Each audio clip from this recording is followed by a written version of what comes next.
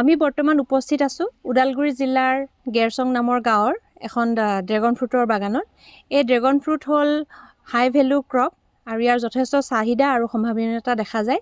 এই ড্ৰেগন ফ্ৰুটত বৰ বিশেষ বেমাৰ আজাৰ বা পোক পৰুৱা দেখা নাযায় যদিও ওদালগুৰিত খেতিয়কসকলে 2-3 বছৰৰ পৰা এবিধ বেমাৰৰ কথা অৱগত কৰাই আছে, সেয়া হ'ল ষ্টেম ৰট। ষ্টেম ৰটৰ আক্ৰমণ হ'লে এই ফাংগাছটোৱে যদি আক্ৰমণ কৰে গা গছত হালধীয়া পৰি গেলি শুকাই যায়। আৰু আমি তাৰ কাৰণে আমি কি কৰিব পাৰোঁ, সেই যিটো অংশত বেমাৰটো লাগে সেই অংশটো আমি কাটি দূৰত নষ্ট কৰি দিব লাগে আৰু লগতে আমি কপাৰ অক্সিক্লৰাইড প্ৰতি লিটাৰ পানীত 2 গ্ৰামকৈ মিহলাই স্প্ৰে কৰি দিব লাগে।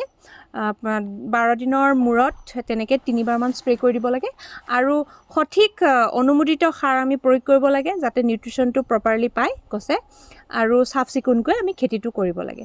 তাৰোপৰি কেতিয়াবা এন্থ্ৰাকনোজ বেমাৰো দেখা যায়। সেই এন্থ্ৰাকনোজ বেমাৰৰ কাৰণে আমি ক্ল'ৰ'থেলনিলটো তেনেকৈ প্ৰতি লিটাৰ পানীত 2 গ্ৰামকৈ মিহলাই আমি স্প্ৰে কৰিব পাৰোঁ।